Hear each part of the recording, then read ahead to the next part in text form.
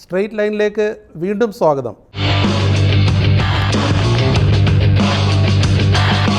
മോഡി മൂന്നാം തവണയും വരും, 400 സീറ്റ് കിട്ടും എന്നുള്ള പ്രചരണം നടത്തുന്നത് ഭയത്തിൽ നിന്നാണ്. 19 വർഷം മുമ്പ് ഞാൻ ഇരുന്ന പോസ്റ്റാണ് ഇപ്പോഴും ഇരിക്കുന്നത്. അതൊന്നും സാരമില്ല. നാളെ എനിക്ക് ഈ പാർട്ടിയിൽ ഒരു സ്ഥാനം കിട്ടിയില്ലായിരുന്നു. ഞാൻ കോൺഗ്രസ്സുകാരനായിരിക്കും. BJPയിലേക്ക് ഒരിക്കലും പോവില്ല. ഒരിക്കലുമില്ല. എല്ലാവരും പോയാലും ഞാനുണ്ടാവില്ല. സുധാകരൻ ഇവിടെ ഇല്ലെങ്കിൽ സുധാകരനോട് ഫോണിൽ വിളിച്ച് കാര്യങ്ങൾ സംസാരിക്കും. സതീശനും MMS താൽക്കാലിക ചുമതലയാണ്. ഞങ്ങൾ മൂന്നും കൂടെ ആലോചിക്കാതെ ഒരു കാര്യം ചെയ്യും. പിന്നെ ഞാൻ KPCC പ്രസിഡൻ്റ് ആയപ്പോഴാണ് ഈ 4 MLA മത്സരിപ്പിച്ചത്. വാസ്തവത്തിൽ അത് വേണ്ടായിരുന്നു എന്നുള്ള അഭിപ്രായമാണ് എനിക്കിപ്പോഴും. 52 പുതുമുഖങ്ങളെ നിർത്തി. അപ്പോൾ പുതുമുഖങ്ങളെ നിർത്തുന്നത് കൊണ്ട് മാത്രം കാര്യമായില്ല. ഇപ്പോൾ 2 തരത്തിൽ ആളുകൾ പോകുന്നത്. ഒന്ന് അധികാരമോഹം, 2 ED CBIയുടെ പേടി. ഒരു കൂട്ടായ്മ കേരളത്തിലെ കോൺഗ്രസ്സിൽ രൂപപ്പെട്ടിട്ടുണ്ട്. കാരണം ഇപ്പോൾ ഈ തെരഞ്ഞെടുപ്പിൽ ജയിക്കേണ്ടത് പാർട്ടിയുടെ നിലനിൽപ്പിൻ്റെ, കേരളത്തിൻ്റെ നിലനിൽപ്പിൻ്റെ ആവശ്യമാണ്. ഈ ഗവൺമെൻറ്റിനെ കൊണ്ട് ജനങ്ങൾ മടുത്തു. നിതീഷിനെ പറ്റി ഒന്ന് പറഞ്ഞോട്ട്, പുള്ളി ഇന്നലെ പ്രസംഗിച്ചത് 4000 സീറ്റ് കിട്ടുമെന്നാണ് പ്രസംഗിച്ചത്. പുള്ളിക്ക് പലതിലും ഓർമ്മ പോലും ഇല്ലെന്നാണ് ആൾ പറയുന്നത്. അനിൽ പോയതുകൊണ്ട് ഒരു നഷ്ടം ഉണ്ടായിട്ട് അനിലിൻ്റെ നിഴൽ പോലും അനിലിനോടൊപ്പം പോയില്ല. അവൻ്റെ എതിരാളി പത്രം വായിച്ചിട്ട് അവനെ പരിഹസിക്കുന്ന സാഹചര്യം ഞാൻ ഉണ്ടാക്കിയിട്ടില്ല ഒരിക്കലും. രാഹുൽ ഗാന്ധിയെ എല്ലാ ദിവസവും അദ്ദേഹം വിമർശിക്കുന്നു. മോഡിയെപ്പറ്റി ഒരു അക്ഷരം പറയുന്നില്ല. രണ്ടുപേരും ഒന്നാണ്. മോഡിയും പിണറായിയും ഒന്നാണ്. പ്രചരണത്തിന് 5 പൈസ ഇല്ലാത്ത അവസ്ഥയിലാണ്. നാരങ്ങ വെള്ളം കുടിക്കാൻ പോലും മണമില്ലാത്ത. പിരിവൊന്നും ആരും തരുന്നില്ലേ കാര്യമായിട്ട്? അല്ല, ഇവിടെ എന്തായാലും നമ്മൾ പിരിക്കുമല്ലോ.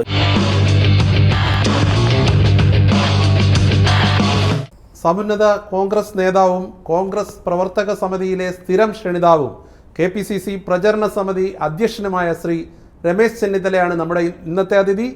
നമസ്കാരം ശ്രീ രമേശ് ചെന്നിത്തല. നമസ്കാരം. അപ്പോൾ നമ്മളൊരു തെരഞ്ഞെടുപ്പിൻ്റെ ചൂടിലാണ് നമ്മൾ സംസാരിക്കുന്നത്.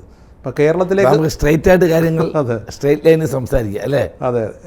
ഇപ്പം നമ്മൾ കേരളത്തിലേക്ക് നോക്കുകയാണെങ്കിൽ ഉമ്മൻചാണ്ടി പോയി, AK ആൻ്റണി പ്രചരണത്തിലൊട്ടും സജീവമല്ല. കേരളത്തിലെ ഏറ്റവും സീനിയർ മോസ്റ്റ്, പാർട്ടിയെ നയിക്കേണ്ട ഏറ്റവും സീനിയർ മോസ്റ്റ് നേതാവ് ഇപ്പോൾ ശ്രീ രമേശ് ചെന്നിത്തലയാണ്. ആ രീതിയിൽ താങ്കളെ പാർട്ടി പ്രയോജനപ്പെടുത്തുന്നുണ്ടോ? ഉണ്ടല്ലോ. അതുകൊണ്ടല്ലേ എന്നെ ഇപ്പം പ്രചരണത്തിൻ്റെ ചുമതല പാർട്ടി തന്നെ ഏൽപ്പിച്ചത്. ഇപ്പം അതേസമയം പ്രതിപക്ഷ നേതാവും KPCC പ്രസിഡന്റും 2 വഴിക്കാണെന്നും താങ്കൾ താങ്കളുടേതായ നിലയിൽ മറ്റൊരു പാരലൽ വഴിക്ക് നീങ്ങുന്നുവെന്നും പറയുന്നു. എന്ത് പറയും? ഒരിക്കലും ശരിയല്ല. ഞാൻ പ്രചരണ സമിതി അധ്യക്ഷനായ ശേഷം ഞങ്ങളെല്ലാവരും കൂടെ കൂടി ആലോചിച്ചാണ് എല്ലാം ചെയ്യുന്നത്. സുധാകരൻ ഇവിടെ ഇല്ലെങ്കിൽ സുധാകരനോട് ഫോണിൽ വിളിച്ച് കാര്യങ്ങൾ സംസാരിക്കും. സതീശനും MMS താൽക്കാലിക ചുമതലയാണ്. ഞങ്ങൾ മൂന്നും കൂടെ ആലോചിക്കാതെ ഒരു കാര്യം ചെയ്യാറില്ല. ഇപ്പോൾ തൃക്കാക്കരയിലും പുതുപ്പള്ളിയിലും ഒക്കെ ഉണ്ടായ ഒരു നേതൃത്വ തലത്തിലുള്ള ഒരു ഐക്യം പ്രകടമല്ലെന്നും പറയുന്നുണ്ട്. ഇല്ല, പ്രകടമാണ്. ഇപ്പോൾ ഞങ്ങൾ ആലോചിക്കാതെ ഒരു കാര്യം. ഇപ്പോൾ തന്നെ നമ്മുടെ സ്ഥാനാർത്ഥി നിർണ്ണയം ഉണ്ടായി. ഞങ്ങൾ കൂടി ആലോചിച്ചല്ലേ ഇത്. ഒരു അപശബ്ദം പോലും ഉണ്ടായില്ല. ഘടകകക്ഷികളുമായിട്ടുള്ള സംസാരം ഉണ്ടായി. അതിനും പ്രശ്നങ്ങളില്ല. അത് ഒരു പ്രശ്നം ഉണ്ടായിരുന്നു ലീഗുമായിട്ട്. അത് തീർത്തല്ലോ. ഒരു കൂട്ടായ്മ കേരളത്തിലെ കോൺഗ്രസ്സിൽ രൂപപ്പെട്ടിട്ടുണ്ട്. കാരണം ഇപ്പോൾ ഈ തെരഞ്ഞെടുപ്പിൽ ജയിക്കേണ്ടത് പാർട്ടിയുടെ നിലനിൽപ്പിൻ്റെ, കേരളത്തിൻ്റെ നിലനിൽപ്പിൻ്റെ ആവശ്യമാണ്. ഈ ഗവൺമെൻറ്റിനെ കൊണ്ട് ജനങ്ങൾ മടുത്തിരിക്കുകയാണ്. ഈ ഗവൺമെൻറ്റിൻ്റെ പ്രവർത്തനം കൊണ്ട് ജനങ്ങൾക്കൊരു പ്രയോജനമില്ല. പാർട്ടിക്കാർക്ക് പ്രയോജനമുള്ളതല്ലാതെ, അത് സാധാരണക്കാരായ പാർട്ടിക്കാർക്കില്ല. മുകൾത്തട്ടിൽ നിൽക്കുന്ന പാർട്ടി നേതാക്കന്മാർക്ക് പ്രയോജനമുണ്ടോ എന്നുള്ളതല്ലാതെ ആർക്കും പ്രയോജനമില്ല. വാസ്തവത്തിൽ ഈ ഗവൺമെൻറ്റിനെ ഒരു മടുത്തിരിക്കുകയാണ്. അപ്പം ആ ഒരു ഭരണവിരുദ്ധ വികാരം ഇവിടുത്തെയും കേന്ദ്രത്തിനും എതിരായിട്ടുമുണ്ട്. മോഡി ഗവൺമെൻറ്റിനെതിരായിട്ടും ആ ഭരണവിരുദ്ധ വികാരമുണ്ട്. കേരള ഗവൺമെൻറ്റിനെതിരായിട്ടുമുണ്ട്. അപ്പോൾ അതിനെ ഫലപ്രദമായി വിനിയോഗിക്കുക എന്നുള്ളതാണ് ഇന്നത്തെ കോൺഗ്രസ് നേതൃത്വത്തിൻ്റെ ചുമതല. ഇപ്പോൾ തെരഞ്ഞെടുപ്പിലേക്ക് വരുന്ന വേളയിൽ തന്നെ പരസ്യമായിട്ടുള്ള വിഴുപ്പലക്കലുകൾ പ്രതിപക്ഷ നേതാവും KPCC പ്രസിഡന്റും തമ്മിലുണ്ടായി. അതൊക്കെ ആൾക്കാർക്കിടയിൽ ഒരു അവമതിപ്പ് ഉണ്ടാക്കിയിട്ടില്ല. അല്ല, അതെല്ലാം കഴിഞ്ഞല്ലോ. ഇനിയിപ്പോൾ ജനങ്ങളുടെ മനസ്സിൽ കിടക്കില്ലേ? അതൊരു സ്റ്റേജ് കഴിഞ്ഞല്ലോ. ഇപ്പം ഞങ്ങൾ ശ്രീ ഹസനാണെങ്കിലും സതീശനാണെങ്കിലും ഞാനാണെങ്കിലും സുധാകരനുമായിട്ടുകൂടി ആലോചിച്ചിട്ടാണ് കാര്യങ്ങളെല്ലാം ഞങ്ങൾ കൊണ്ടുപോകുന്നത്. അത് ഭംഗിയായിട്ട് പോകുന്നുണ്ട്. ഇപ്പോൾ സ്ഥാനാർത്ഥി നിർണ്ണയത്തിൻ്റെ കാര്യത്തിൽ തന്നെ സാമുദായിക സന്തുലിതാവസ്ഥ പാലിക്കാൻ കഴിഞ്ഞിട്ടുണ്ടോ? ഇപ്പോൾ തന്നെ കേരളത്തിലെ പ്രബല സമുദായമായ ഈഴവ സമുദായം, അതിന് എത്ര അംഗങ്ങളുണ്ട്, എത്ര സ്ഥാനാർത്ഥികളുണ്ട്? അതുപോലെ മുസ്ലിം സമുദായത്തിൽ നിന്ന് ഒരേ ഒരാൾ. അതിൻ്റെ പറ്റിയെന്ന് വെച്ചാൽ ഇവരെല്ലാം സിറ്റിംഗ് MPമാരായി, ജയിച്ചു വന്ന സിറ്റിംഗ് MPമാരായതുകൊണ്ടാണ് കൂടുതൽ പ്രാതിനിധ്യം കൊടുക്കാൻ കഴിയാതെ പോയത്. കഴിഞ്ഞ തവണ 2 പേരുണ്ടായിരുന്നു. ഇത്തവണ ആ 2 പേരുമുണ്ട് ഈഴവ കമ്മ്യൂണിറ്റിയിൽ നിന്ന്. അതുപോലെ തന്നെ മുസ്ലിം കമ്മ്യൂണിറ്റിയിൽ നിന്ന് കഴിഞ്ഞ ലീഗിൻ്റെ കൂടെ ചേർത്ത് വേണം പറയാൻ 3 പേരുണ്ട്. ഇത്തവണ അത് തന്നെ 3 നിലനിൽക്കുന്നുണ്ട്. പ്രസി- കുറച്ചുകൂടി പ്രാതിനിധ്യം കൊടുക്കേണ്ടതാണ്. പക്ഷേ ഈ സിറ്റിംഗ് എം പിമാർ നിലനിന്നത് കൊണ്ടാണ് ആ പ്രശ്നമുണ്ടായത്. സിറ്റിംഗ് എം പിമാരെന്നുള്ളൊരു പിടിവാശി ആവശ്യമായിരുന്നു. അല്ല, കാരണം അവർ പലരും ഫസ്റ്റ് ടൈമാണ്. മിക്കവാറും ആളുകൾ ഫസ്റ്റ് ടൈമാണ് വന്നത്. അപ്പോൾ അവർ ജയിച്ചു നിൽക്കുന്നവരെ നമ്മൾ എന്തടിസ്ഥാനത്തിൽ മാറ്റും?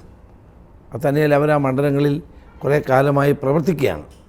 അപ്പോൾ അങ്ങനെ വരുമ്പം അവർക്കൊരു പ്രാതിനിധ്യം കൊടുക്കേണ്ടത് ആവശ്യമായി വന്നു. അപ്പോൾ കഴിഞ്ഞ തവണ 4 MLA മത്സരിച്ചു. അതിൽ പിന്നെ പാർലമെൻറ്റിലേക്ക് അന്ന് പിന്നീട് നടന്ന ഉപതെരഞ്ഞെടുപ്പിൽ 2 കോൺഗ്രസിൻ്റെ കയ്യിൽ നിന്ന് പോയി. അന്ന് താങ്കൾ പറഞ്ഞു ഇതൊരു തെറ്റ് പറ്റിയതാണ്, സർക്കാരിൻ്റെ ഖജനാവിൽ നിന്ന് പൈസ പോകുന്ന ഏർപ്പാടാണ്, വീണ്ടും ഉപതെരഞ്ഞെടുപ്പ് വരുന്നു. പക്ഷേ ഇത്തവണ രാജ്യസഭാ അംഗമായിരുന്നിട്ട് പോലും കോൺഗ്രസിൻ്റെ സംഘടനാ ചുമതലയുടെ ജനറൽ സെക്രട്ടറി ആ ചുമതല പോലും വേറെ ആരെ ഏൽപ്പിക്കാതെ ആലപ്പുഴയിൽ വന്ന് മത്സരിക്കുന്നു. KPCC പ്രസിഡന്റ് പിന്നെ കണ്ണൂരിൽ മത്സരിക്കുന്നു. ഷാഫി പറമ്പിൽ എന്ന് പറയുന്ന MLA വടകരയിൽ മത്സരിക്കുന്നു. ബേസിക്കലി ഞാൻ ഈ MLA ഞാൻ പണ്ട് നിന്ന ഒരാളാണ്. ഞാൻ ഹരിപ്പാട് MLA ആയിരിക്കുമ്പോഴാണ് ഞാൻ പാർലമെൻറ്റിലേക്ക് കോട്ടയത്ത് നിൽക്കുന്നത്. അതിനെ തുടർന്ന് ഒരു ഉപതെരഞ്ഞെടുപ്പ് വേണ്ടി വന്നു. പിന്നെ ഞാൻ KPCC പ്രസിഡൻ്റ് ആയപ്പോഴാണ് ഈ 4 MLA മത്സരിപ്പിച്ചത്. വാസ്തവത്തിൽ അത് വേണ്ടായിരുന്നു എന്നുള്ള അഭിപ്രായമാണ് എനിക്കിപ്പോഴും ഉള്ളത്. പക്ഷേ KC വേണുഗോപാലിൻ്റെ കാര്യത്തിൽ അതല്ല. കാരണം പാർലമെൻറ്റിൽ ഇന്ത്യ മുന്നണിക്ക് ഒരു ഗവൺമെൻറ് ഉണ്ടാക്കണമെങ്കിൽ ലോകസഭയിലെ അംഗങ്ങളാണ് കൂടുതൽ വരേണ്ടത്. രാജ്യസഭയിൽ അംഗങ്ങൾക്ക് ഭൂരിപക്ഷം ഉണ്ടായിട്ട് ഒരു കാര്യമില്ല, അറിയാമല്ലോ രാജേഷ്. അതെ.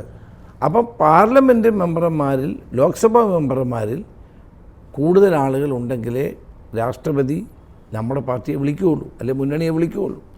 ഇപ്പം ദിഗ്വിജയ് സിംഗ്, അദ്ദേഹത്തെ ഞങ്ങൾ നിർത്തിയിട്ടുണ്ട്. അദ്ദേഹത്തിൻ്റെ മണ്ഡലത്തിൽ നിന്നാണ് 2 വർഷം അദ്ദേഹത്തിനുമുണ്ട്. പിന്നെ നമ്മുടെ ഭൂപേഷ് ബഘേൽ, അവിടുത്തെ ജാർഖണ്ഡിലെ ഛത്തീസ്ഗഡിലെ മുഖ്യമന്ത്രിയാണ് അദ്ദേഹം. അപ്പം ജയിക്കാൻ സാധ്യതയുള്ള പ്രഗത്ഭരായ വ്യക്തികളെ സ്ഥാനാർത്ഥികളാക്കി നിർത്തി കിട്ടാൻ സാധ്യതയില്ലാത്ത മണ്ഡലങ്ങൾ പിടിച്ചെടുക്കുക എന്നുള്ള ലൈൻ കൂടി ഞങ്ങൾ സ്വീകരിച്ചിട്ടുണ്ട്. അല്ല, അതിൻ്റെ ഭാഗമാണിത്. KC വേണുഗോപാൽ. പക്ഷേ പുതിയ തലമുറയെ വളർത്തിക്കൊണ്ട് വരുന്നില്ല എന്നുള്ളവർ വേണമെങ്കിൽ തിരിച്ചും ചോദിക്കാമല്ലോ. അങ്ങനെയാണെങ്കിൽ ഈ രീതി ജയസാധ്യതയുള്ള യുവരക്തം ഇപ്പോൾ ഷാഫി പറമ്പിലോ അല്ലെങ്കിൽ ആലത്തൂരിൽ രമ്യോ ഹരിദാസോ അല്ലാതെ ആരിയിരിക്കുന്നു ഈ പാർട്ടി ഇപ്പോഴത്തെ? അല്ല, പുതിയ ആളുകളെ നമ്മൾ കൊണ്ടുവന്നുണ്ടല്ലോ. പുതിയ ആളുകളെയാണ് നമ്മൾ കൊണ്ടുവരുന്നത്. കഴിഞ്ഞ നിയമസഭാ തെരഞ്ഞെടുപ്പിൽ 52 പുതിയ ആളുകളെ നമ്മൾ നിർത്തി. ആ പരീക്ഷണം പാളിപ്പോയി എന്നാണോ? അത് 2 പേരെ ജയിച്ചുള്ളൂ. അതെ. 52 പുതുമുഖങ്ങളെ നിർത്തി. അപ്പോൾ പുതുമുഖങ്ങളെ നിർത്തുന്നത് കൊണ്ട് മാത്രം കാര്യമായില്ല. അതിൻ്റെ സാമൂഹ്യ സാഹചര്യങ്ങളും രാഷ്ട്രീയ സാഹചര്യങ്ങളും പ്രാദേശിക ഘടകങ്ങളും എല്ലാം മനസ്സിലാക്കിക്കൊണ്ട് നിർത്തിയില്ലെങ്കിൽ തിരിച്ചടി ഉണ്ടാകുമെന്ന അനുഭവപാഠം ഞങ്ങൾക്കുണ്ട്. അതുകൂടി കണക്കിലെടുത്താണ് ഈ തീരുമാനം. ഇപ്പം താങ്കൾ ആദ്യം സൂചിപ്പിച്ചു കേരളത്തിൽ മാത്രമല്ല കേന്ദ്രത്തിലും ഭരണവിരുദ്ധ വികാരമുണ്ടെന്ന്. പക്ഷേ ദേശീയ തലത്തിലേക്ക് നോക്കുമ്പോഴുള്ള ഒരു പൊതുവികാരം കോൺഗ്രസ് വളരെ ദുർബലമായി. ഇപ്പോൾ പല നേതാക്കളും താങ്കളുടെ തന്നെ സമകാലികരായിട്ടുള്ളവരടക്കം, ഇപ്പോൾ ഏറ്റവും ഒടുവിൽ കുറച്ച് നാൾക്ക് മുമ്പ് ഗുലാം നബി ആസാദായാലും കപിൽ സിബൽ തൊട്ട് മുൻ മുഖ്യമന്ത്രിമാരടക്കം പലരും പോയി. താങ്കളെപ്പോലെ 25 വർഷം ഡൽഹിയിൽ ദീർഘമായ അനുഭവ സമ്പത്തുള്ള ആൾ നേരിട്ട് അവഗണന എല്ലാവർക്കും അറിയാം. താങ്കൾ പാർട്ടി കൂറുകൊണ്ട് പോകാതിരിക്കുന്നു. ആ രീതിയിലൊരു നേതൃത്വ പ്രതിസന്ധി കോൺഗ്രസ് ദേശീയ തലത്തിൽ അഭിമുഖീകരിക്കുന്നില്ലേ? നേതാക്കന്മാർ വിട്ടുപോയി എന്നുള്ളത് സത്യമാണ്. പക്ഷേ പാർട്ടി ഇപ്പോഴും ശക്തം തന്നെയാണ്. കാരണം നേതാക്കന്മാർ വിട്ടുപോകുമ്പോൾ അവരുടെ കൂടെ അണികളാരും പോകാറില്ല. ഇപ്പോൾ കപിൽ സിബൽ പോയി, അദ്ദേഹത്തിനോടൊപ്പം ആരും പോയില്ല, അദ്ദേഹം മാത്രമേ പോയുള്ളൂ. ഗുലാം നബി ആസാദിനോട് പോയവരൊക്കെ തിരിച്ചു വന്നു. 22 നേതാക്കന്മാർ തിരിച്ചു വന്നു. കാരണം കോൺഗ്രസ് പാർട്ടിക്ക് അത്രമാത്രം ഹൃദയങ്ങളിൽ സ്ഥാനമുണ്ട്. ഇപ്പോൾ ഈ പോയ ഇപ്പം മഹാരാഷ്ട്ര അശോക് ചവാൻ ഞാൻ സപ്പോർട്ട് ചെയ്തതാണ്. അദ്ദേഹത്തിന് ഞാനാണ് യൂത്ത് കോൺഗ്രസിൻ്റെ സംസ്ഥാന വൈസ് പ്രസിഡൻ്റാകുന്നത്. തലേ ദിവസം വരെ എന്നോട് സംസാരിച്ച എന്നോട് കാര്യങ്ങൾ പറഞ്ഞിട്ടാണ് പോയത്. എന്നാൽ പോലും അദ്ദേഹത്തെ പോലെ ആൾ പോകാൻ പാടില്ലായിരുന്നു. 2 തവണ കേരളത്തെ അദ്ദേഹത്തെ മുഖ്യമന്ത്രിയാക്കി. 10-15 വർഷം മന്ത്രിയായിരുന്നു. പാർട്ടി എല്ലാം കൊടുത്തു. ഇപ്പോൾ വർക്ക് ചെയ്യാൻ പറ്റുമോ പറഞ്ഞു. അങ്ങനെയുള്ള ആൾ ഇപ്പോൾ 2 തരത്തിൽ ആളുകൾ പോകുന്നത്. ഒന്ന് അധികാരമോഹം, 2 ED CBI പേടി. അതുകൊണ്ട് ആളുകൾ പോകുന്നത്. പക്ഷേ അധികാരമോഹം എന്ന് പറയുന്ന ഒരു വാദം അവിടെ നിൽക്കട്ടെ. ഞാൻ ചോദിക്കുന്നത്, ഇവരൊന്നും പോകാതെ സംരക്ഷിക്കേണ്ട ഉത്തരവാദിത്വം ആർക്കാണ്? ഇവർ പോകുന്നത് പാർട്ടിക്കാണ്. പാർട്ടിയിൽ സംഘടനാ ചുമതല ഉള്ളവർക്കില്ലേ? എല്ലാവർക്കും ഉണ്ട്. പക്ഷേ ഇതിനകത്ത് നമ്മൾ കാര്യം മനസ്സിലാക്കേണ്ടത്, ഈ പോകുന്ന ആളുകളൊക്കെ അവരുടെ സ്വാർത്ഥ താല്പര്യങ്ങൾക്കാണ് ഈ പോകുന്നത്. അവർ വിചാരിക്കുന്നത് കോൺഗ്രസ് തിരിച്ചു വരില്ല. പക്ഷേ കോൺഗ്രസ് തിരിച്ചു വരാൻ പോവുകയാണ് ഈ ഇലക്ഷൻ. ഇവിടെ ഉണ്ടായിരിക്കുന്ന പ്രശ്നം എന്താണ്? മോഡിയും അമിത്ഷായും ചേർന്നൊരു വലിയ ജനങ്ങളെയും മാധ്യമങ്ങളെയും മെസ്മറൈസ് ചെയ്തിരിക്കുക. ഞാനിത് കാണുന്നത് അടൽ ബിഹാരി വാജ്പേയിയുടെ പ്രധാനമന്ത്രിയായിട്ട് വീണ്ടും മത്സരിച്ചപ്പോൾ അന്നെല്ലാവരും പറഞ്ഞു വാജ്പേയി വരാൻ പോവാണ്. India shining. അതെ. ഓർമ്മയുണ്ടോ രാജേഷ്? ഇന്ത്യ ഷൈനിങ് എന്നും പറഞ്ഞ് രാജ്യവ്യാപകമായ പ്രചരണമായിരുന്നു. വാജ്പേയി തന്നെ വരും, രക്ഷയില്ല. പക്ഷേ അവിടെ UPA വന്നു എന്ന് പറഞ്ഞ പോലെ ഇപ്പോൾ മോഡി 3ാം തവണയും വരും, 400 സീറ്റ് കിട്ടും എന്നുള്ള പ്രചരണം നടത്തുന്നത് ഭയത്തിൽ നിന്നാണ്. അവർ പരാജയപ്പെടുമെന്നുള്ള ഭയമാണ്. ഞാൻ തന്നെ കണക്കുകൾ അങ്ങോട്ട് പറയാം, സ്ട്രൈറ്റ് ലൈനിൽ സ്ട്രൈറ്റ് ആയിട്ട് തന്നെ പറയാം. കേരളത്തിൽ 20 സീറ്റ് പോയാലും ഒരെണ്ണം പോലും BJPക്ക് കിട്ടാൻ പോകുന്നില്ല. ആര് ജയിച്ചാലും ഒരുപോലാണ്. ഇന്ത്യ മുന്നണിയിലേക്കാണ് വരുന്നത്. തമിഴ്നാട് 40 സീറ്റിൽ 1-2 സീറ്റ് വെച്ച് എല്ലാം കിട്ടും. കർണാടകത്തിൽ കഴിഞ്ഞാണ് 1 സീറ്റേ ഉള്ളായിരുന്നു. ഇത്തവണ ഒരു 25 സീറ്റ് കിട്ടുന്ന സാഹചര്യം അവിടെ നിലവിലുണ്ട്. തെലങ്കാനയിൽ 1 സീറ്റും ഇല്ലായിരുന്നു, 2 സീറ്റുണ്ടായിരുന്നു. ഇത്തവണ 10 സീറ്റും കിട്ടും. അതുപോലെ തന്നെ മഹാരാഷ്ട്രയിൽ കഴിഞ്ഞ തവണ 1 സീറ്റാണ് കോൺഗ്രസ് ജയിച്ചത്. ഇത്തവണ കോൺഗ്രസും ശരത് പവാറിൻ്റെ പാർട്ടിയും ശിവസേനയും ചേർന്ന് മഹാവികാസ് അഗാഡി. അല്ല, അതിൽ തന്നെ ശരത് പവാറിൻ്റെ പാർട്ടിയിലും ഉദ്ധവ് താക്കറയുടെ പാർട്ടിയിൽ നിന്ന് ഒരു പങ്ക് പോയി. പക്ഷേ പോയതുകൊണ്ട് അവരുടെ കൂടെയുള്ള ജനപിന്തുണ പോയിട്ടില്ലെന്ന് തെളിയിക്കാൻ പോവുകയാണ്. സിമ്പതി ഫാക്ടർ മുഴുവൻ അവർക്കാണ്. ED CBI ഉപയോഗിച്ചുകൊണ്ട് ഗവൺമെൻറ് ഉണ്ടാക്കി ഭരിക്കുകയാണ്. പക്ഷേ ജനങ്ങളും പ്രവർത്തകരും ഇവരോടൊപ്പമാണ്. അപ്പോൾ അവിടെ ഏതായാലും 25 സീറ്റോളം കിട്ടും. പിന്നെ ബംഗാളിൽ എടുത്താൽ ഏതായാലും ഞങ്ങൾ ജയിച്ചില്ലെങ്കിലും മമത ജയിച്ചാലും ഇന്ത്യ മുന്നണിയെ പിന്തുണയ്ക്കും. രാജസ്ഥാനിൽ കഴിഞ്ഞ തവണ 3% വോട്ടിനാണ് ഗവൺമെൻറ് പോയത്. ഇത്തവണ അവിടെ ചെറിയ കക്ഷികളുമായിട്ടെല്ലാം കൂട്ടി CPM ഒരു സീറ്റ് കൊടുത്തു, അതോടൊപ്പം തന്നെ BSPക്ക് എല്ലാവരും കൂട്ടി യോജിപ്പിച്ചാണ്. അവിടെയും ഒരു 10-15 സീറ്റേലും കിട്ടും. 1 സീറ്റുമില്ല കഴിഞ്ഞ തവണ. മധ്യപ്രദേശിൽ 4-5 സീറ്റേലും കിട്ടും. UPയിൽ ഭരണം പോയി. UPയിൽ 1 സീറ്റുമില്ല, ആകെ 1 സീറ്റാണ് സോണിയാഗാന്ധി. ഇത്തവണ മുലായം സിംഗ് പാർട്ടിയും അഖിലേഷ് യാദവിൻ്റെ പാർട്ടിയുമായിട്ടുള്ള അലയൻസിൽ ഒരു 10-15-20 സീറ്റുകളും എല്ലാം രണ്ടുപേർക്കും കൊടുക്കും. അല്ല, ഒരു വിജയപ്രതീക്ഷ ഇല്ലാത്തതുകൊണ്ടല്ലേ റായ്ബറേലിയിലും അമേഠിയിലും സീറ്റ് പോലും പ്രഖ്യാപിക്കും? അല്ലല്ല, ഇതിപ്പം ഞങ്ങൾ തന്നെ പല സീറ്റുകളും പ്രഖ്യാപിച്ചിട്ടില്ല. മഹാരാഷ്ട്ര പ്രഖ്യാപിച്ചിട്ടില്ല. അല്ല, രാഹുൽ ഗാന്ധി കാര്യം എന്താ അറിയോ? മത്സരിക്കുമെന്നുള്ള കാര്യത്തിൽ തന്നെ തീരുമാനമായിട്ടില്ല. അല്ല, എൻ്റെ കാര്യം രാജേഷ്, 7ാമത്തെ ഫേസാണ് UPയിൽ.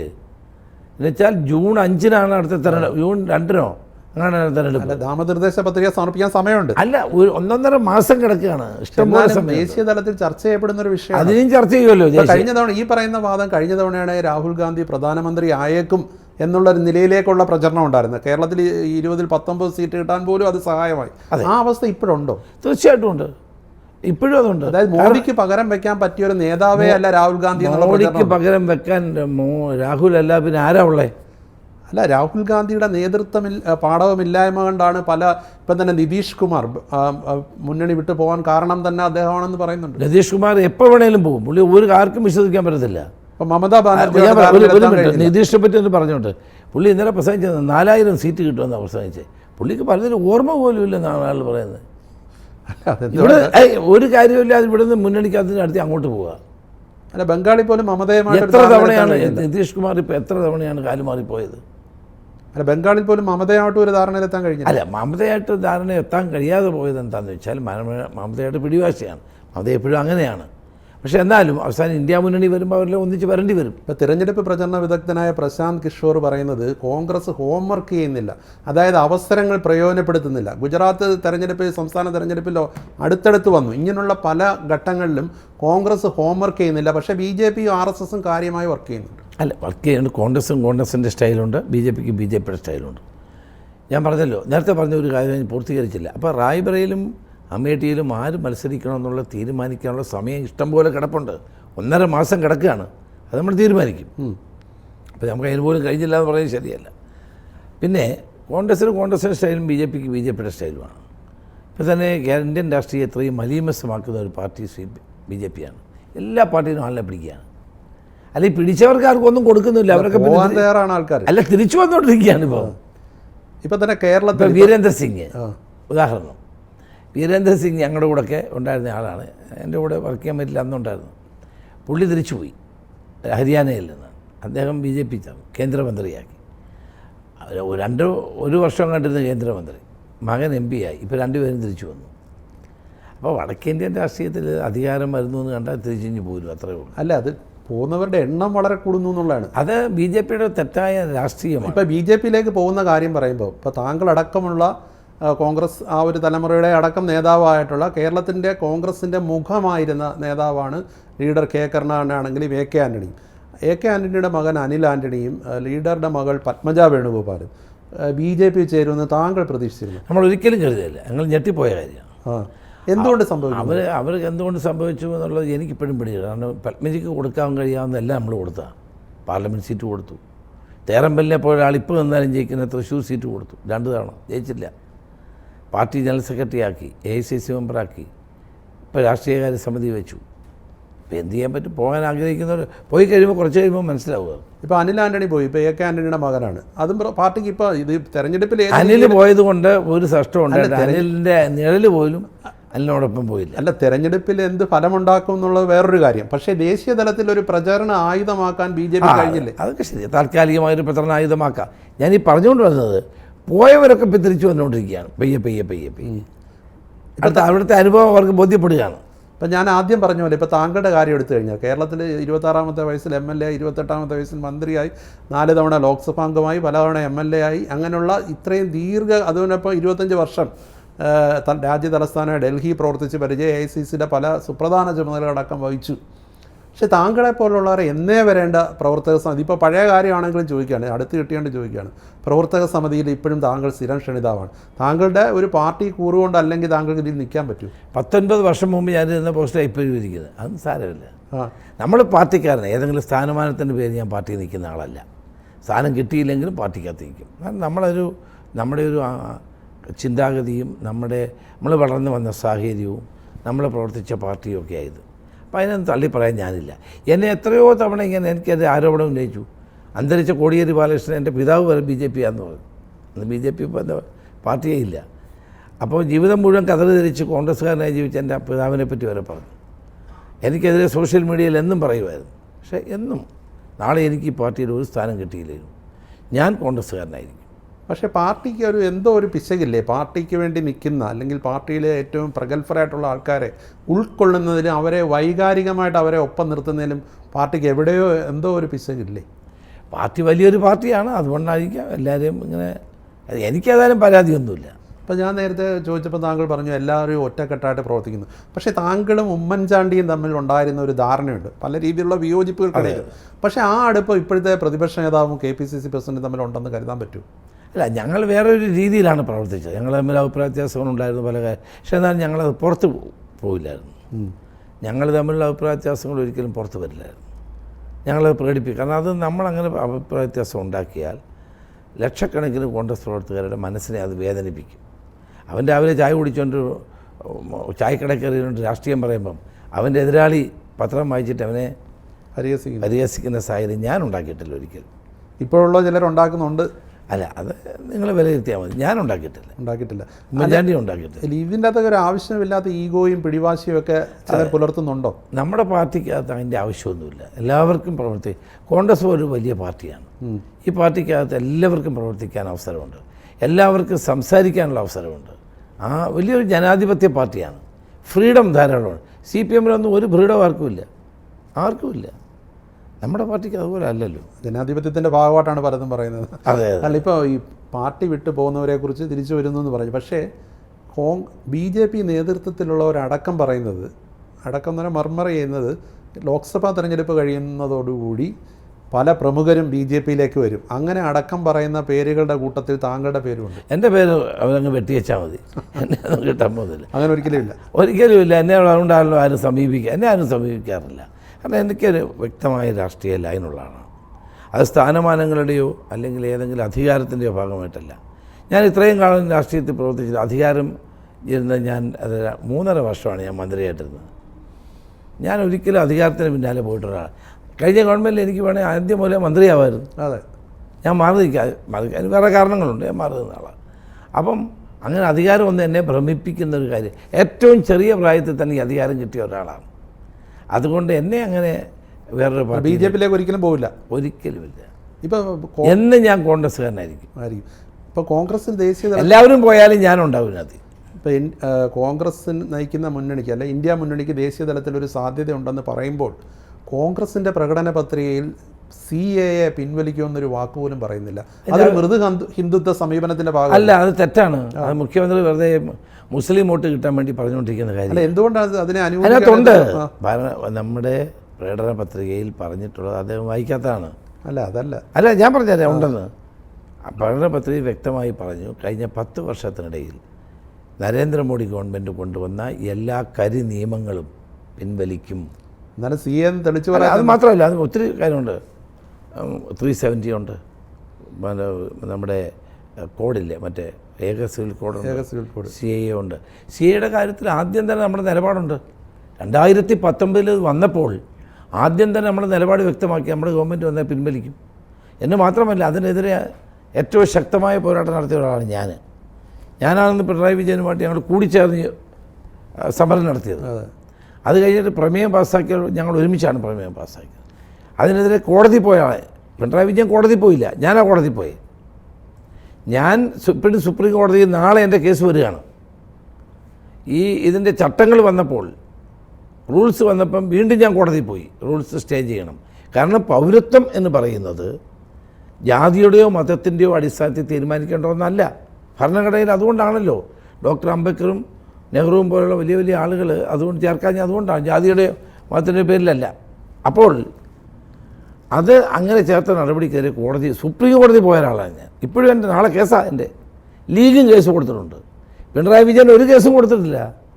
അദ്ദേഹം മുസ്ലിം വോട്ട് കിട്ടാൻ വേണ്ടി വെറുതെ പച്ചയായ ജാതിയും മതവും പറഞ്ഞുകൊണ്ടിരിക്കുകയാണ്. ഇത് തന്നെയാണ് മോഡിയും പറയുന്നത്. അല്ല, ഇത്രയും സജീവ ചർച്ചാ വിഷയമായിരിക്കുന്ന ഒരു കാര്യത്തിൽ കോൺഗ്രസിന്റെ സ്റ്റാൻഡ് വ്യക്തമായിട്ട് പറയാമല്ലോ. കോൺഗ്രസിന്റെ സ്റ്റാൻഡ് അത് മറച്ചു പറയേണ്ട കാര്യമില്ല. കോൺഗ്രസിന്റെ സ്റ്റാൻഡ് വളരെ വ്യക്തമായി 2019 തന്നെ പറഞ്ഞിട്ടുണ്ട്, ഇപ്പോഴും പറയുന്നുണ്ട്, റൂൾസ് വന്നപ്പോഴും പറഞ്ഞിരുന്നു. പിന്നെ പ്രകടന പത്രികത്ത് എല്ലാ കാര്യങ്ങളും എഴുതി വെച്ചില്ല, അതുകൊണ്ട് ശരിയാണ്.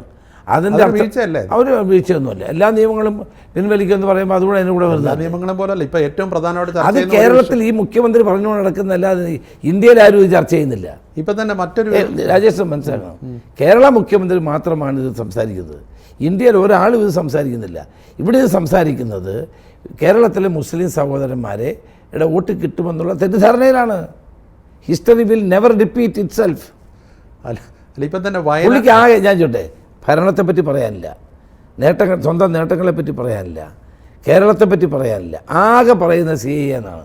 എന്നുവെച്ചാൽ മുസ്ലിം സഹോദരന്മാരോട് വോട്ട് കിട്ടണം, അതിന് പുള്ളി തുറപ്പിയിട്ടിറക്കിയിരിക്കുക. അതൊന്നും ഇവിടെ വേഗം ഇക്കുറി മുസ്ലിം സമുദായ സഹോദരന്മാരുടെ വോട്ടിന് വേണ്ടിയാണോ UDFും LDFും പരസ്പരം വാശിയോടുകൂടി രംഗത്ത്? ഞങ്ങളങ്ങനെയില്ല, ഇവരങ്ങനെയാണ് ചെയ്തുകൊണ്ടിരിക്കുന്നത്. ഇവരുടെ നീക്കം അതാണ്. കേരളത്തിലെ ഏറ്റവും ഒറ്റ പ്രശ്നം മാത്രമേ ഉള്ളൂ, ഇത് മാത്രമേ ഉള്ളൂ. അല്ല, വയനാട്ടിൽ രാഹുൽ ഗാന്ധി വന്ന റോഡ് ഷോയിൽ ഒരു പതാകയും ഉപയോഗിച്ചില്ല. അത് ലീഗിനെ പ്രീണിപ്പിക്കാൻ വേണ്ടിയായിരുന്നു. കോൺഗ്രസിന്റെ പതാക എന്ന് പറഞ്ഞാൽ വലിയ പാരമ്പര്യം, ചരിത്ര പ്രാധാന്യമുള്ള, അപ്പോൾ കേരളത്തിൽ ദേശീയ തലത്തിൽ BJP ഇത് പ്രചരണ ആയുധമാക്കും എന്നുള്ളൊരു പേടിയിൽ എല്ലാവരുടെയും പതാക വേണ്ടെന്ന് വെച്ചു. അല്ല, ഞങ്ങൾ പ്രചരണത്തിൻ്റെ ഒരു പുതിയ രീതി കണ്ടെത്തിയതാണ്. ഇപ്പോൾ ഓരോരുത്തർ, ഞാൻ കേജ്രിവാൾ, എല്ലാവരും അങ്ങനെയാണ് ഇപ്പോൾ പ്രചരണം. എന്ന് പറഞ്ഞ പോലെ നമ്മൾ ഇത്തവണ തീരുമാനിച്ചു, രാഹുൽ ഗാന്ധിയുടെ പടം മാത്രം മതി, കോൺഗ്രസ് വേണ്ട, ഒന്നും വേണ്ട, രാഹുൽ ഗാന്ധിയുടെ മാത്രം. രാഹുൽ ഗാന്ധിയുടെ ഫോട്ടോ വെച്ചിട്ടുള്ള 10,000, 5,000, 7,000 പ്ലക്കാർഡുകളാണ് ഉണ്ടാക്കിയത്. അപ്പോൾ അത് ഞങ്ങൾ തീരുമാനമെടുത്ത് പ്ലക്കാർഡ് മതി. ഒരു പുതിയ സ്റ്റൈൽ, ഇപ്പോൾ പുതിയ സ്റ്റൈലുണ്ട് പ്രചരണ രംഗം. അതൊരു സ്റ്റൈൽ മാത്രമാണ്, ആ സ്റ്റൈലാണ്. അല്ല, പക്ഷേ ദേശീയ പ്രചരണായുധമാക്കിയിരുന്നു. അത് പ്രചരണം നടത്തിക്കൊണ്ട് ഇനി എന്തോ പറയാനാ? പാകിസ്ഥാന്റെ പതാകയായിട്ട് രാഹുൽ ഗാന്ധി ഓൾറെഡി അത് പറഞ്ഞാണല്ലോ. ഇനിയിപ്പോൾ അല്ലല്ല, അതൊന്നുമല്ല. അതിനെ മുഖ്യമന്ത്രി വിമർശിച്ചിട്ടുണ്ട്. മുഖ്യമന്ത്രിക്ക് പിന്നെ എന്താ പറയാൻ പറ്റാത്തത്? മുഖ്യമന്ത്രി ഇപ്പോൾ വളരെ വില കുറഞ്ഞ നിലയിലല്ലേ എല്ലാ കാര്യങ്ങളും പറയുന്നത്. ഈ രാഹുൽ ഗാന്ധിയെ വിമർശിക്കുന്നതല്ലാതെ മോഡിയെ പേരെടുത്ത് എവിടെയെങ്കിലും പിണറായി വിജയൻ പറയാറുണ്ടോ? പേടിയുണ്ടോ? 100% പേടിയല്ലേ. അമിത്ഷായുടെ പേര് പറയാറുണ്ടോ? നിയമസഭയ്ക്കകത്തോ പുറത്തോ അമിത്ഷായുടെ പേരോ നരേന്ദ്രമോദിയുടെ പേരോ പറയാറില്ല. അദ്ദേഹത്തിന് കോൺഗ്രസിനെ വിമർശിക്കുന്നതാണ് BJP അല്ല. കോൺഗ്രസ് മുക്ത ഭാരതം ആഗ്രഹിക്കുന്നത് പിണറായിയും ആഗ്രഹിക്കുന്നു, മോഡി ആഗ്രഹിക്കുന്നു, ഒരുപോലെ ആഗ്രഹിക്കുന്നു, രണ്ടും ഒരുപോലെ ആഗ്രഹിക്കുന്നു. രാഹുൽ ഗാന്ധിയെ എല്ലാ ദിവസവും അദ്ദേഹം വിമർശിക്കുന്നു, മോഡിയെപ്പറ്റി ഒരു അക്ഷരം പറയുന്നില്ല. രണ്ടുപേരും ഒന്നാണ്, മോഡിയും പിണറായിയും ഒന്നാണ്, സ്റ്റൈൽ അതാണ്. അല്ല, ഇപ്പോൾ കേരളത്തിൽ BJPയുമായിട്ട് രഹസ്യ ഡീല് CPMനുണ്ടെന്ന് കോൺഗ്രസ് പറയുന്നു. കോൺഗ്രസും ബി ജെ പിയും തമ്മിൽ രഹസ്യ ഡീലുണ്ടെന്ന് CPM പറഞ്ഞു. ഈ വോട്ടർമാർ എന്ത് കരുതണം? വോട്ടർക്കാരന്മാർക്ക് അറിയാമല്ലോ, ഇന്ത്യയിൽ കോൺഗ്രസ് അല്ലേ ബി ജെ പി അവിടെ പോരാടുന്നത്. കൂടുതൽ MP മാരെ ജയിച്ചു തന്നാൽ അവിടെ അവരുടെ ഗവൺമെൻറ്റിന് പോകുമ്പോൾ BJP ഗവൺമെൻറ് ഉണ്ടാവുമോ? ഇല്ലല്ലോ. അല്ല അത് അപ്പം ആ ഗവൺമെൻറ്റിനെ പുറത്താക്കാൻ ഞങ്ങൾ നിൽക്കുമ്പോൾ ഞങ്ങളും അവരുമായിട്ട് കൂട്ടാൻ ആരാ വിശ്വസിക്കുന്നു? അതേസമയം കണക്കുകൾ വെച്ചാണ് ഞാൻ പറയുന്നത്. കഴിഞ്ഞ നിയമസഭാ തെരഞ്ഞെടുപ്പിൽ UDFന് കിട്ടിയത് 40% വോട്ട്, LDFന് കിട്ടിയത് 44% വോട്ട്, BJPക്ക് 14 ഉണ്ടായിരുന്ന 10 കുറഞ്ഞു. ഈ 4% BJPക്ക് പോയപ്പോഴാണ് 44 കിട്ടിയത്. 69 സീറ്റുകളിൽ BJPയുടെ വോട്ട് CPMന് പോയി. കാരണം കോൺഗ്രസ് മുക്ത ഭാരതം വേണമെന്ന് മോഡി, കോൺഗ്രസിനെ തോൽപ്പിക്കാൻ വേണ്ടി മോഡി അവരുടെ അനുയായികൾക്ക് വോട്ട് ചെയ്യാൻ പറഞ്ഞു. അങ്ങനെയാണ് 69 സീറ്റ് നമ്മൾ. ലോക്സഭാ തെരഞ്ഞെടുപ്പിൽ അങ്ങനെയുള്ള ഡീല് CPM ഉണ്ടോ? CPM-ആയിട്ട് എല്ലാം അഡ്ജസ്റ്റ്മെൻ്റ് അല്ലേ. CPM-ന് കോൺഗ്രസ്, പിണറായിയുടെ ലക്ഷ്യം എന്താണ്? കോൺഗ്രസിനെ തോൽപ്പിക്കണം. മോഡിയുടെ ലക്ഷ്യം എന്താണ്? കോൺഗ്രസ്. എന്നാൽ ഡീലുണ്ട്. രണ്ടുപേരും തമ്മിൽ ഒന്നിക്കുന്ന ഒരു ഘടകമായി ഇത് മാറുകയാണ്. അപ്പോൾ ഡീൽ ഉറപ്പ്. അങ്ങനെയാണെങ്കിൽ ആ ഡീൽ അനുസരിച്ച് ഏതെങ്കിലും ഒരു അക്കൗണ്ട് BJP തുറക്കൂ? അത് തുറക്കില്ല, അതിന് സമ്മതിക്കില്ല. കാരണം ഈ കോൺഗ്രസിൻ്റെ സീറ്റ് ഉറപ്പിക്കാൻ അവർക്കറിയാം, BJPക്കും അറിയാം ഇവിടെ ഒരു സീറ്റും കിട്ടില്ലെന്ന്. ലക്ഷ്യം എന്താണ്? കോൺഗ്രസിൻ്റെ സീറ്റും വോട്ടും കുറയ്ക്കുക. എന്നാൽ ഡൽഹിയിൽ അധികാരത്തിൽ വരാൻ എളുപ്പമാണ്. അതിന് പിണറായി സഹായിക്കുന്നു. അതുകൊണ്ടാണ് പിണറായിയുടെ ലാവ്ലിൻ കേസ് 38 തവണ മാറ്റിവെച്ചത്. ഇപ്പോൾ കോൺഗ്രസ് തിരഞ്ഞെടുക്കപ്പെട്ടാലും CPM ആരോപിക്കുന്നത്, ഇപ്പോൾ കോൺഗ്രസിൻ്റെ MP ആയി വിജയിച്ചാലും ഡൽഹിയിലെത്തുമ്പോൾ BJP അവരെ പർച്ചേസ് ചെയ്യുമെന്നാണ് പറയുന്നത്. കേരളത്തിൽ നിന്ന് ഒരു MP പോയിട്ടില്ലല്ലോ, ഇതുവരെ പോയോ? അല്ല, വലിയ നേതാക്കളുടെ മക്കൾ പോയി തുടങ്ങി. അല്ല, അപ്പോൾ കോൺഗ്രസിൽ നിന്ന് മാത്രമല്ല, CPM-ലെ ഏറ്റവും പ്രമുഖരായ നേതാക്കന്മാരൊക്കെ ബംഗാളിൽ അവരുടെ പാർട്ടി ഓഫീസോട് BJPക്ക് കൊടുത്തിരിക്കുക. അത് ശരി. ഏറ്റവും കൂടുതൽ ആളുകൾ CPM-ൽ നിന്നാണ് BJP പോയത് അവിടെ.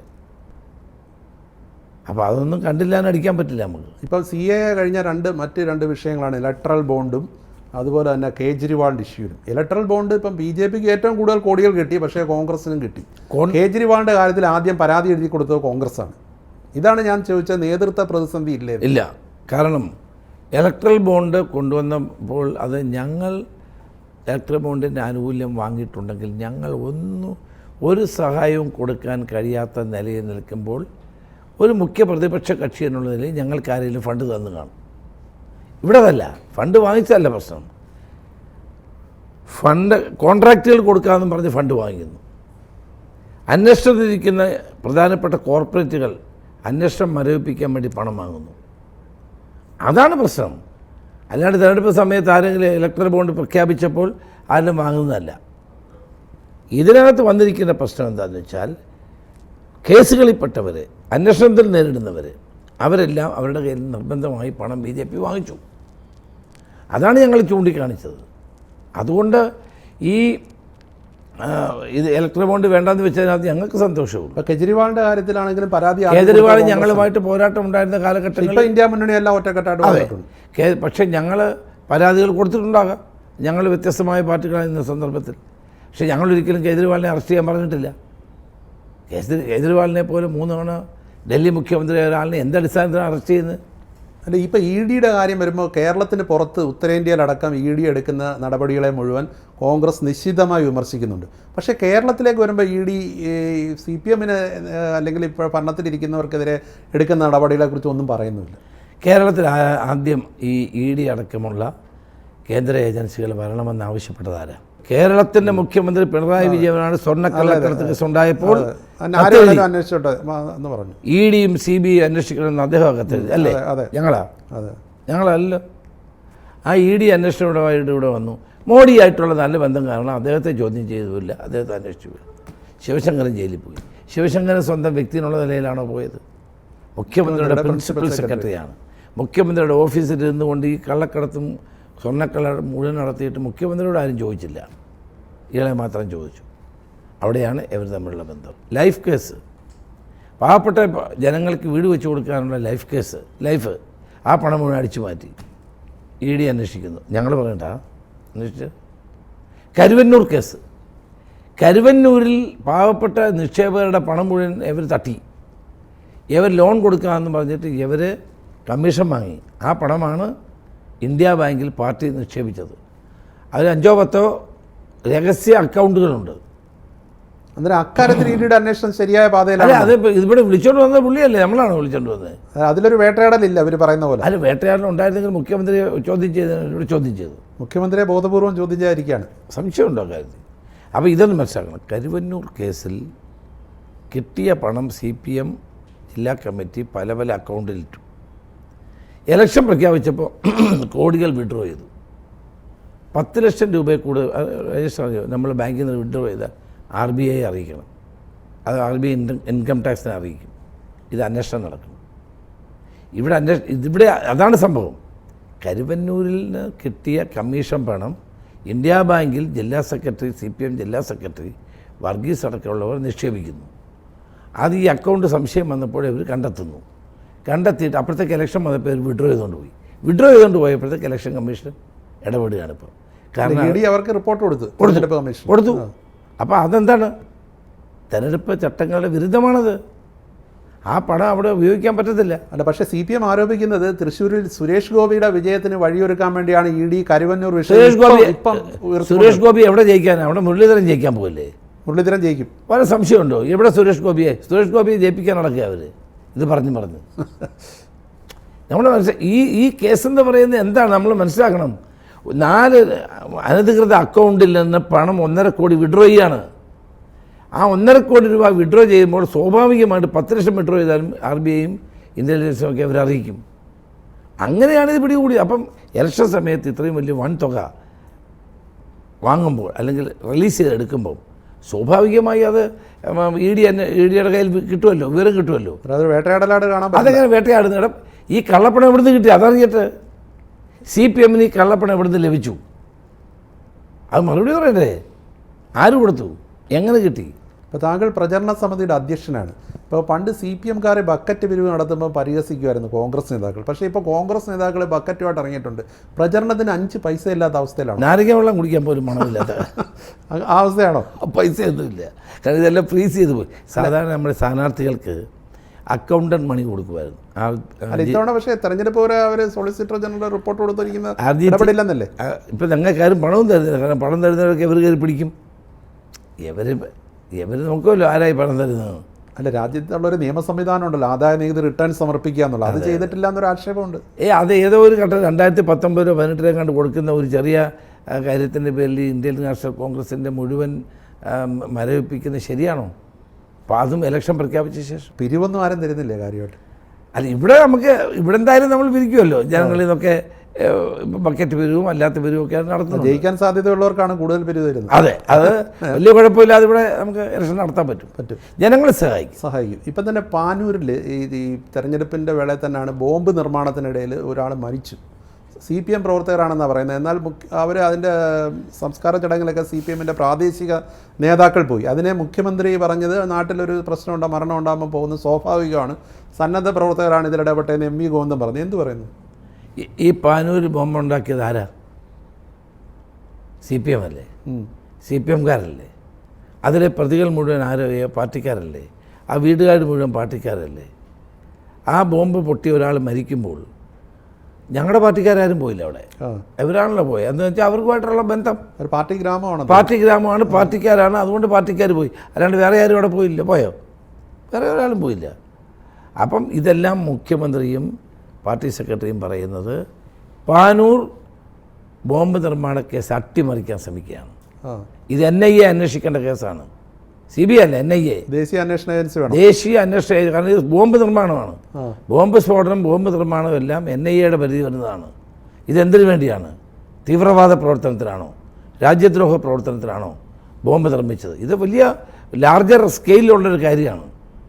അതുകൊണ്ട് ഈ കേസ് കേരള പോലീസ് അന്വേഷിച്ചാൽ ഈ പ്രതികളെ മുഴുവൻ വെറുതെ വിടും.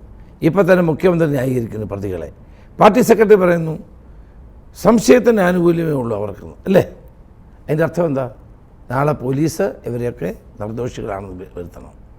അതുകൊണ്ട് ഇത് NIA അന്വേഷിക്കേണ്ടത് ഏറ്റവും ആവശ്യമാണ്. ഇവർ തെരഞ്ഞെടുപ്പ് സമയത്ത് ഉപയോഗിക്കാൻ വേണ്ടി നിർമ്മിച്ചതാണെന്ന് സംശയിക്കുന്നുണ്ടോ? അല്ല, തെരഞ്ഞെടുപ്പിൽ പരാജയം ഉറപ്പായപ്പം ഇത് ബോംബുണ്ടാക്കി ബോംബ് വെച്ചിട്ട് കലാപം ഉണ്ടാക്കാൻ വേണ്ടിയാണ്, പ്രശ്നങ്ങളുണ്ടാക്കാനാണ്. അത് പാർട്ടി സെക്രട്ടറിയും മുഖ്യമന്ത്രിയും അറിയാതെ ഒന്നും നടക്കില്ല. എല്ലാ ദിവസവും ആഭ്യന്തരമന്ത്രിക്ക് സംസ്ഥാനത്ത് നടക്കുന്ന എല്ലാ വിവരങ്ങളെ സംബന്ധിച്ചും ഇൻ്റലിജൻസ് റിപ്പോർട്ട് നൽകുന്നതാണ്. താങ്കൾ ആഭ്യന്തരമന്ത്രിയായിട്ടിരുന്ന ആളാണോ? എല്ലാ റിപ്പോർട്ടും കിട്ടും. ഞാൻ അറിഞ്ഞത് ഇവിടെ ഈ കണ്ണൂർ ജില്ലയിലുടനീളം ബോംബ് നിർമ്മാണം നടക്കുന്നു എന്നുള്ള വിവരം ഇൻ്റലിജൻസ് മുഖ്യമന്ത്രിക്ക് കൊടുത്തിട്ടുണ്ടെന്നാണ്. പക്ഷേ പുള്ളി ആക്ട് ചെയ്തിട്ടില്ല. അതിൽ വീഴ്ച വന്നു. ഗുരുതരമായ വീഴ്ചയാണ്. അല്ലേ പറയട്ടെ, പുള്ളി അറിഞ്ഞില്ലെന്ന്. ഇപ്പോൾ കഴിഞ്ഞ ലോക്സഭാ തെരഞ്ഞെടുപ്പിൽ കേരളത്തിൽ 19-1 ഇത്തവണ എന്താവും? ഇത്തവണ 2020 അടിക്കും. ഉറപ്പാണോ? ഉറപ്പല്ലേ. അതിനുള്ള രാഷ്ട്രീയ സാഹചര്യമാണ് ഇവിടെ ഉള്ളത്, അതിനുള്ള അന്തരീക്ഷമാണ് ഉള്ളത്. പിണറായി വിജയനെയും എൻ്റെ ഗവൺമെൻറ്റിനെയും നരേന്ദ്രമോദി ഗവൺമെൻറ്റിനെയും ജനങ്ങൾ വെറുക്കുന്നു. ഒരു മാറ്റം ജനങ്ങൾ ആഗ്രഹിക്കുന്നു. ഇന്ത്യയിൽ ഒരു മതേതര ജനാധിപത്യ ഗവൺമെൻറ് വേണമെന്ന് ആഗ്രഹിക്കുന്നു. മനുഷ്യർക്ക് അഭിപ്രായം പറയാനും സ്വസ്ഥമായി സ്വതന്ത്രമായി ശ്വസിക്കാനും ഉള്ള അവസരമാണ് ഇന്ത്യയിൽ ഉണ്ടാകുന്നത്. ആ ഒരു അവസരം കോൺഗ്രസ് ഗവൺമെൻറ്റിലൂടെ മാത്രമേ ഉണ്ടാവുകയുള്ളൂ. ഇനിയും മോഡിയും അമിത്ഷായും വന്നാൽ രാജ്യത്തിൻ്റെ ഭരണഘടന മാറ്റും, രാജ്യത്തിൻ്റെ തെരഞ്ഞെടുപ്പുണ്ടാവില്ല. വ്ളാഡിമിർ പുടിൻ്റെ റഷ്യയിലെ ഭരണം പോലെ ആയിരിക്കും ഇവിടുത്തെ ഭരണം. അതുണ്ടാകാതിരിക്കാനാണ് ഇന്ത്യ മുന്നണി രൂപീകരിച്ച്. ഞങ്ങൾക്ക് ഒത്തിരി നഷ്ടമുണ്ട്. അതുകൊണ്ട് എല്ലാവർക്കും സീറ്റ് വിട്ടു, എല്ലാം ചെയ്താലും നമുക്ക് വേണ്ടത് ഒരു പുതിയ ഭരണമാണ്.